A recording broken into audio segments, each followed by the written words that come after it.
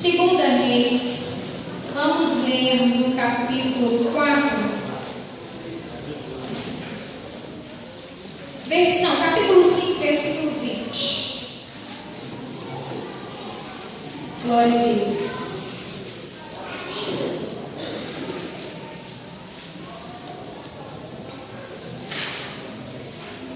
Diz assim: quando Naamã tinha afastado a certa distância, Geazi, o moço de Eliseu, homem de Deus, disse consigo: eis que meu senhor impediu este sírio Naamã, que da sua mão lhe desse alguma coisa do que trazia. Porém, tão certo quanto vive o Senhor, hei de correr atrás dele, e receberei dele alguma coisa. Então foi Geazi em alcance de Naamã. Naamã, vendo que corria atrás dele, saltou do carro, ao encontrar e perguntou: vai tudo bem? Pergunta para o seu irmão: vai tudo bem? E ele respondeu: tudo vai bem. Meu senhor me mandou dizer: eis que agora mesmo vieram a mim dois jovens entre os discípulos dos profetas da região montanhosa de Efraim. Dá-lhe, pois, um talento de prata e duas vestes festivais. Disse Naamã: ser servido, tomar 2 talentos. Instou com ele e amarrou 2 talentos de prata em 2 sacos e 2 vestes festivais, e pô-los sobre os seus moços, os quais os levaram diante dele. Tendo chegado ao outreiro, tomou-os das suas mãos e depositou na casa, e despediu aqueles homens que se foram. Ele, porém, entrou e pôs-se diante do seu senhor, e perguntou a Eliseu: de onde vens, Geazi? Respondeu ele: teu servo não foi a parte alguma. Porém ele lhe disse: porventura não fui contigo em espírito quando aquele homem voltou do seu carro para encontrar-te? Era isto ocasião para tomares prata e para tomares as suas vestes, olivais e vinhas, ovelhas, bois, servos e servas? Portanto, a lepra de Naamã se pegará a ti, a tua descendência para sempre. Então saiu diante dele leproso, branco como a neve. Amém. Feche os seus olhos, eu quero orar. Põe a sua mão no seu coração. Amém? Senhor Deus Todo-Poderoso, Pai, em nome de Jesus Cristo, eu sei que algo, Senhor, nessa noite quer tratar no nosso coração. Então, Deus, que a Tua palavra produza em nós, ó Pai, entendimento. Ó Pai, ela produza em nós despertamento, conscientização, verdade, raiz. Deus, que nós possamos prosseguir segundo o caminho do Senhor. Que todas as prisões, que todas as saídas sejam quebradas nessa noite. Que o Espírito da Tua verdade esteja sobre essa igreja. E que a Tua unção, Senhor, ó Pai, permaneça sobre a minha vida, me ungindo, me revestindo, me capacitando. Porque para Ti, ó Deus, são todas as coisas. Por Ti e para Ti são todas as glórias. Em nome de Jesus. Amém. Queridos, a palavra do Senhor nos fala aqui sobre a história desse comandante Naamã que foi curado, que foi confrontado, mas que recebeu e alcançou um milagre para a sua vida. Mas até que Naamã ele recebesse o milagre, até que Naamã ele fosse curado, ele fosse restaurado, foi necessário que Deus quebrasse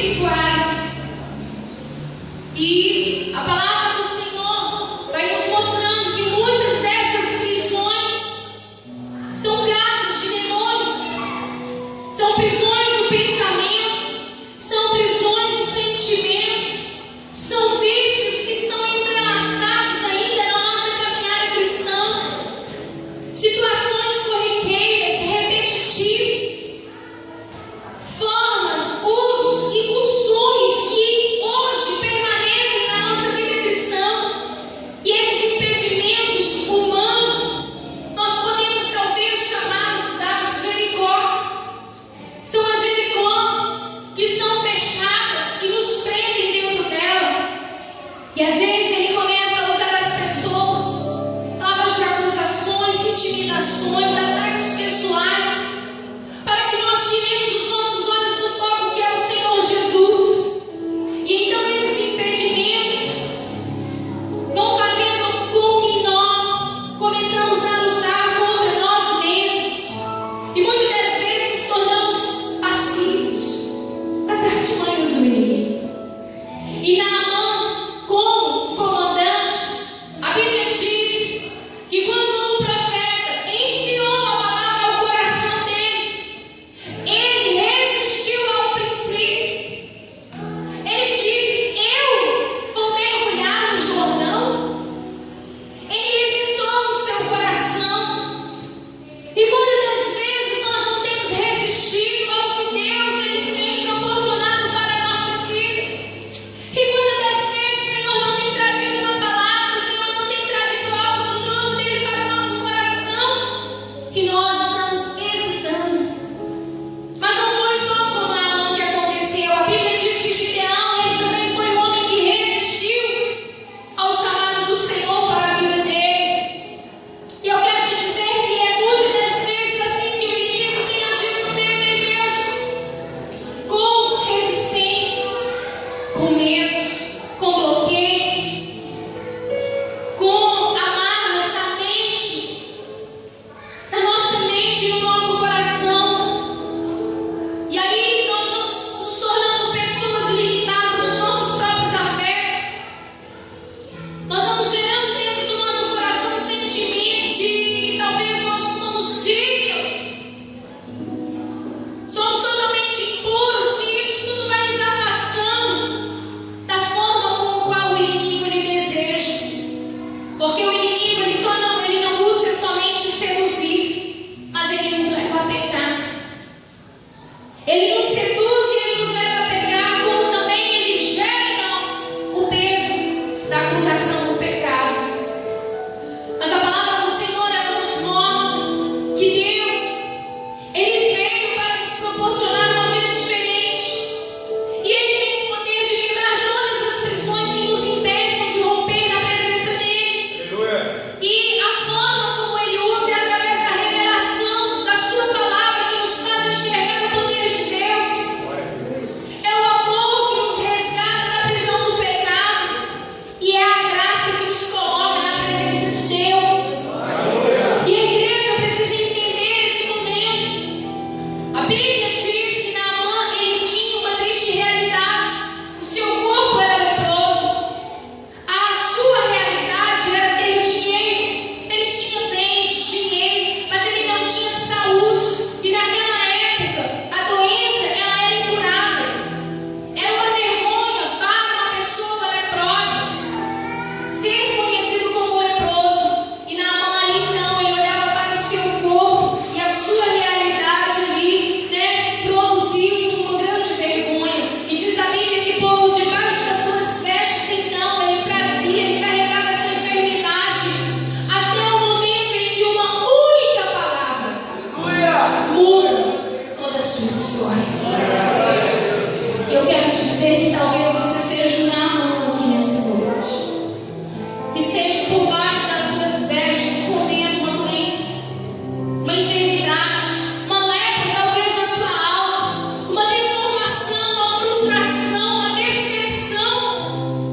Mas a palavra de Deus diz que em João, capítulo 1, uma única palavra muda a história de Naamã. Porque a Bíblia diz: o verbo estava com Deus. A palavra que sai da boca de Deus, ela não volta vazia.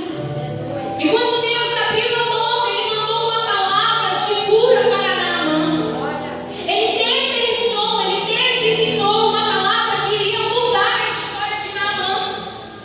No Salmo 107, versículo 20, também nos diz: enviou-lhes a sua palavra e os sarou e os livrou daquilo que era mortal. Ou seja, Deus ele enviou uma palavra para Naamã.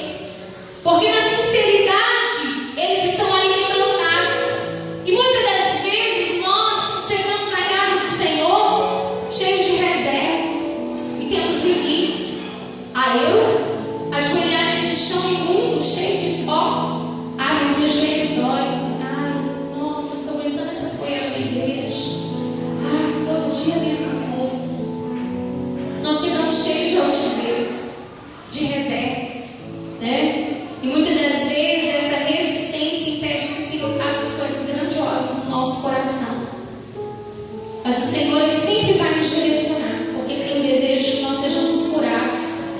E aí, para isso, nós precisamos entender algo, que é necessário ter um coração quebrantado, ter um coração disposto a obedecer. Nós precisamos nos lançar sem limites na presença do Senhor, porque um coração quebrantado toca o coração de Deus, toca o coração do Senhor. A Bíblia fala de um rei chamado Ezequias, que quando recebeu uma sentença de morte, de que ele iria morrer, ele se virou para a parede, chorou, clamou, buscou, se quebrantou, e Deus mudou a sua história e acrescentou mais 15 anos de vida. Então, nós vamos entendendo que o coração quebrantado, ele move o coração de Deus. A oração do quebrantamento, derramar, ela produz uma unção nova sobre a nossa vida. Mas também não basta só ter um coração quebrantado, é necessário ter um coração aberto. Um coração aberto para receber aquilo que Deus está fazendo, para ser uma terra fértil. Nós precisamos ouvir o que Deus está querendo nos dizer. E eu quero te perguntar: o que é que você tem andado ouvindo? O que é que você anda ouvindo? O que é que você ouve quando você entra dentro do seu carro? O que é que você ouve quando você chega dentro da sua casa? O que é que você anda ouvindo na rua com o seu fone e o seu celular? Será que o que você tem ouvido realmente tem edificado seu coração, querido? Será que você também não anda ouvindo demais as mentiras do diabo, as fofocas que não edificam, as palavras de acusação, de desmotivação? Nós precisamos ser radicais com aquilo que possa entrar nos nossos ouvidos. Eu tenho visto muitos crentes que se dizem crentes ouvindo músicas mundanas, postando músicas mundanas, achando que estão arrasando. Eu te pergunto: essa inspiração é divina? Do que isso vai edificar? Eu posso falar da minha experiência. Quando eu vim do mundo, eu amava as coisas do mundo. E as músicas do mundo mexem muito comigo. E é por isso que eu decidi renunciar. Porque para mim não é apenas uma música ali daquela região, é algo que mexe com o meu passado. Porque eu tive um passado no mundo. Talvez você não. Talvez para você não faça diferença. Mas eu sei. Então, o mal precisa ser cortado pela raiz. Então eu não ouço, porque aquilo mexe na minha emoção, faz ressuscitar sentimentos, pensamentos, vontades e desejos que vão me afastar do Senhor. Mas não basta só ter o coração aberto. É preciso mergulhar. Porque quando nós mergulhamos em Deus, Ele faz uma obra completa. Mas para esse mergulho é necessário deixar tudo pelo amor do Pai. É necessário, querido, ter um compromisso com o Senhor maior. É necessário crer que é uma caminhada com o Senhor. Porque tudo que Deus faz tem um propósito. Nós precisamos mergulhar nessas águas curadoras. E para isso nós não podemos deixar a dúvida prevalecer no nosso coração. Nós precisamos deixar tudo pelo amor do Pai e mostrar submissão e obediência. Entender que nós não podemos ser hipócritas com o Senhor, achando que nós estamos enganando ao Senhor. Porque muitas das vezes nós estamos enganando a nós mesmos. É como aquela pessoa que quando ela vem para a igreja, ela abre o guarda-roupa e ela tem a roupa de vir para a igreja. Mas quando ela vai para o shopping, ela tem a roupa dela para o mundo. Isso fala de um posicionamento. Porque a mesma roupa que eu uso para vir para a igreja,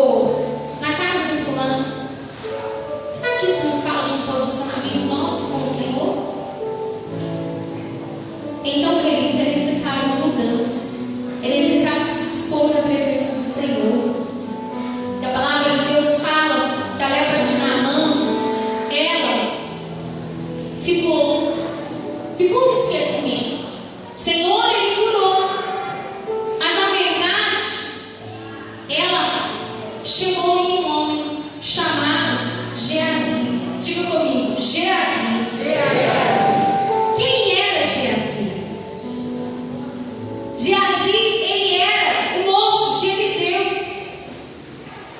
Ele foi um homem que, na verdade, caminhou com Eliseu. A cura e o milagre que Deus deu ao estrangeiro foi a morte que falsamente alcançou aquele que servia ao Senhor. E eu já quero começar terminando essa pregação sobre esse homem. Porque a palavra de Deus fala que Geazi, ele era para Eliseu o que Eliseu era para Elias. Ele era o servo. Ele era alguém que estava sempre pronto para servir, para caminhar, para fazer o que precisava. No entanto, Eliseu, ele foi um homem que soube extrair da oportunidade uma habilitação para um grande futuro. E sabe o que eu entendo nessa história que foi lida no versículo inicial? Que suportar as frustrações é bem mais difícil do que parece. Muita gente boa, que andou com muita gente boa, não passou no teste para suportar as frustrações. E será que nós nunca perdemos as estribeiras quando nós nos vimos embaraçados por alguma situação? Será que nós também já não vamos colocar diante de situações aonde nós pensamos em largar tudo de chutar o balde? Quantas vezes nós não olhamos no olho de alguém e não dissemos as verdades que queríamos e acabamos nutrindo um sentimento que você não sabe qual era, e agora você descobriu que na verdade era apenas uma frustração? Quantas vezes nós não fizemos isso? Mas a palavra do Senhor nos fala que esse homem chamado Geazi, ele passou boa parte da história sendo chamado o moço do profeta. Só isso. Ele sempre foi conhecido como o moço do profeta. Ele se dedicava a Eliseu, que tinha, se dedicava a Elias, e quem sabe ele pensava em se tornar o próximo profeta de Israel. E ele caminhava e as pessoas diziam: lá vai o moço do profeta. Quando Naamã ele foi para ser curado, esse Geazi estava ali. Ele foi também um mensageiro. Ele foi também alguém importante para que Naamã fosse curado. Imagine as pessoas olhando e dizendo: moço do profeta, avisa lá Eliseu para orar lá na minha casa hoje. Imagine os meninos apontando para ele, gritando às vezes alto com som, que Eliseu era o profeta e Geazi era apenas só o moço do profeta. Geazi foi um homem que viu os milagres, que participava das reuniões, que conhecia os discursos dos profetas, que zelava por Eliseu. Ele também era um rapaz que servia de garoto de recado, mas ele não era respeitado como profeta. Ele era sem dúvida a pessoa mais próxima da pessoa mais importante naquela época, depois do rei. E infelizmente ele teve uma situação muito constrangedora na sua vida, porque o texto que nós lemos nos fala que ali, depois de tantas histórias do profeta ali chegar e caminhar com a mulher sunamita e levar ali uma palavra para ela, pedindo que o Senhor movesse um milagre muito grandioso, nada aconteceu. Nada aconteceu. A Bíblia diz que esse moço foi enviado e ali o Senhor deu direção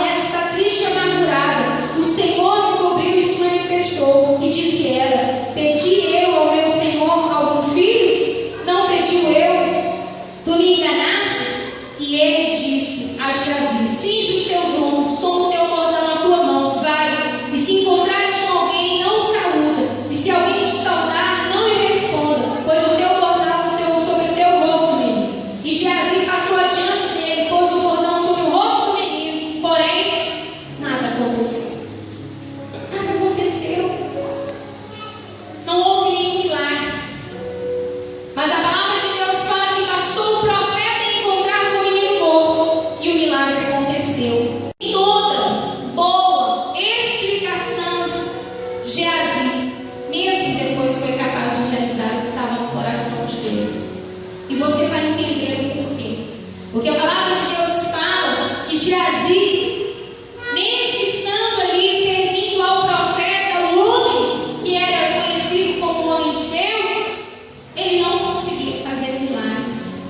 Então, diz o texto da palavra do Senhor, que um certo dia a sorte resolve sorrir para ele. Naamã ali, então, agora curar. Ele queria agradar a Eliseu. E como Geazi, ele estava sempre ao lado do profeta, ele seria abençoado por tabela.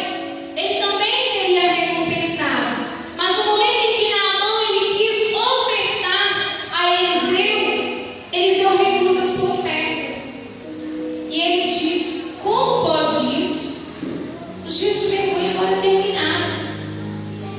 E ali então o profeta, ele não querendo que fosse pago pelo milagre que o próprio Deus tinha feito, Geazi então ele começa a sentir que ele merecia aquela oferta, que ele merecia aquele agrado.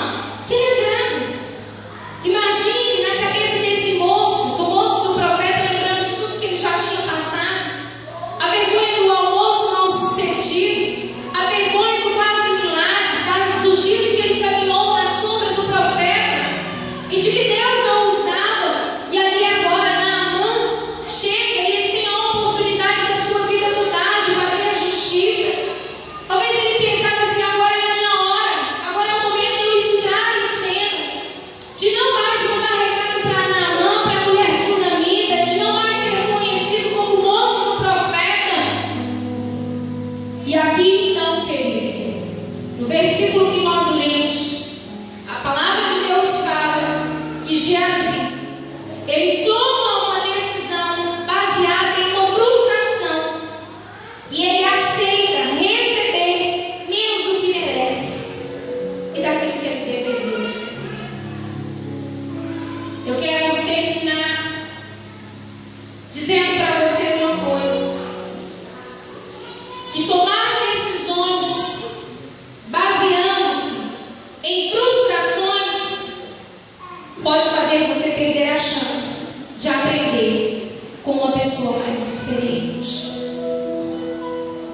Porque o Espírito de Deus, ele me diz que tem pessoas aqui assim, prontas para tomar decisões, prontas para tomar atitudes.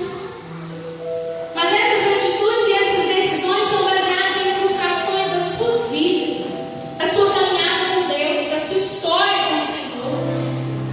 Porque muitas das vezes você não obedeceu, porque muitas das vezes você não foi submisso, porque muitas das vezes você não teve fé o suficiente para crer no Deus vivo. E se você tomar essa decisão que você está pensando, que está no seu coração, você vai deixar de aprender. Porque há um ditado, se eu não me engano, que diz que aprender com o erro dos outros é melhor do que o nosso. Tomar decisões baseando-se em frustrações pode fazer você desobedecer e acarretar problemas para o resto da sua vida. Então Deus, essa noite, Ele colocou essa palavra no meu coração, para você que sabe que é você.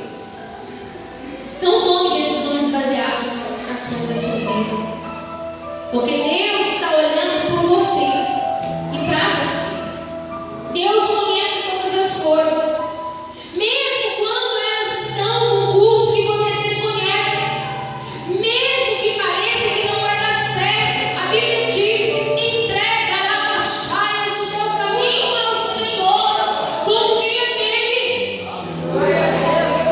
Oh, querido, Ele cuidará de você. Não posso entrar na frente dos bois.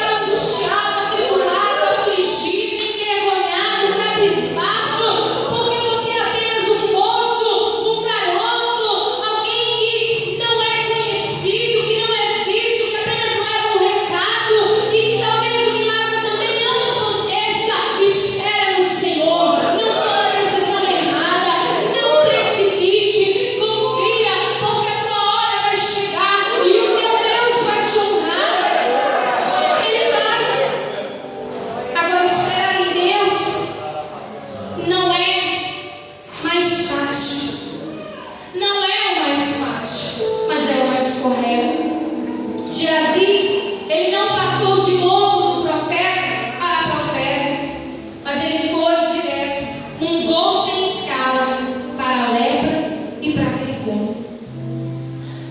Então toma cuidado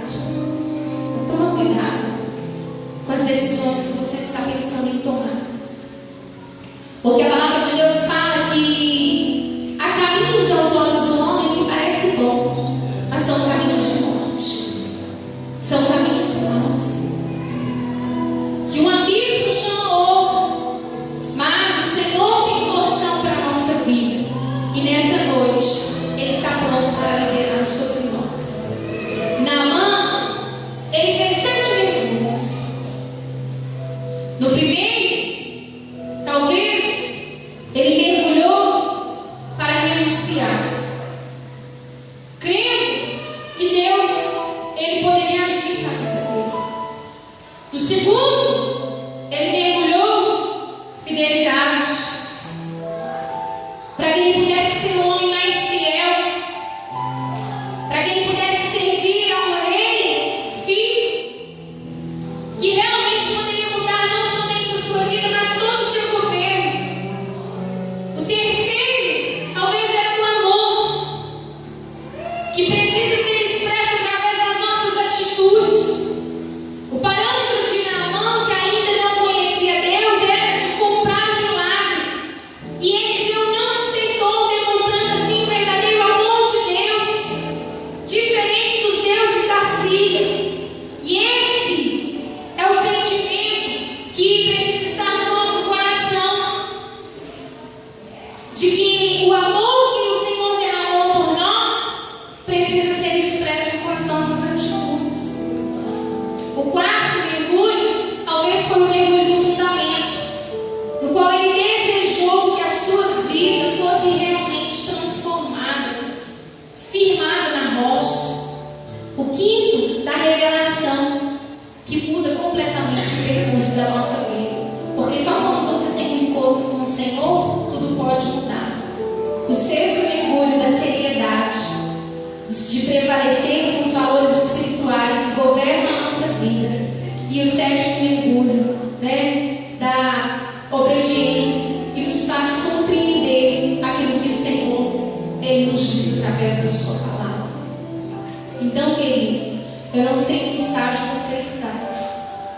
Eu não sei se você está no estágio de Naamã, que talvez esteja hesitando no que Deus está te dizendo, e você precisa quebrar esse orgulho na sua vida, deixar o Senhor sarar o seu coração.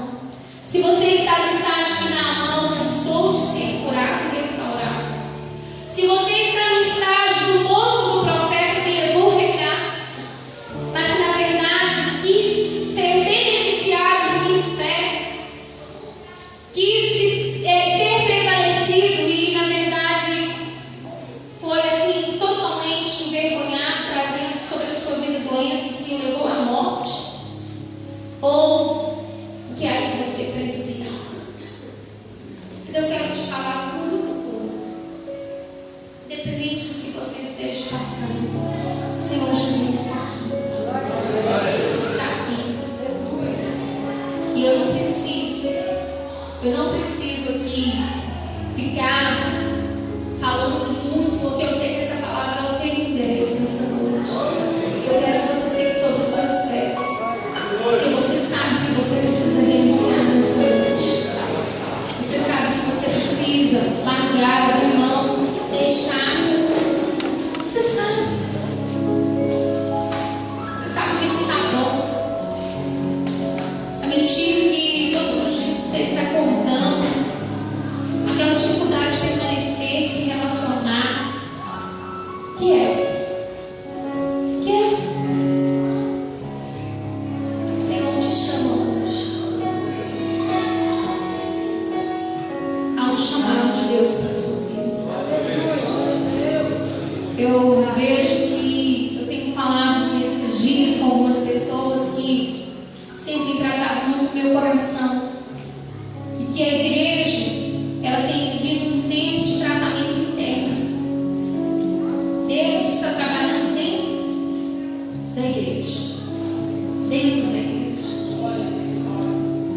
Ele está limpando, restaurando, quebrando algumas coisas, tirando algumas coisas velhas.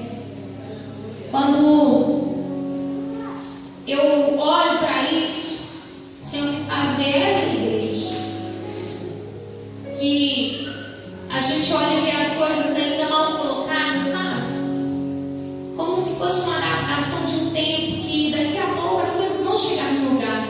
Mas que agora é momento de esforço, é momento de trabalho, é momento de renunciar, de não perder tempo, de não brincar, de não ser meninos na fé, mas de ter compromisso, de entender a seriedade das coisas de Deus, o valor das coisas, a importância desse momento.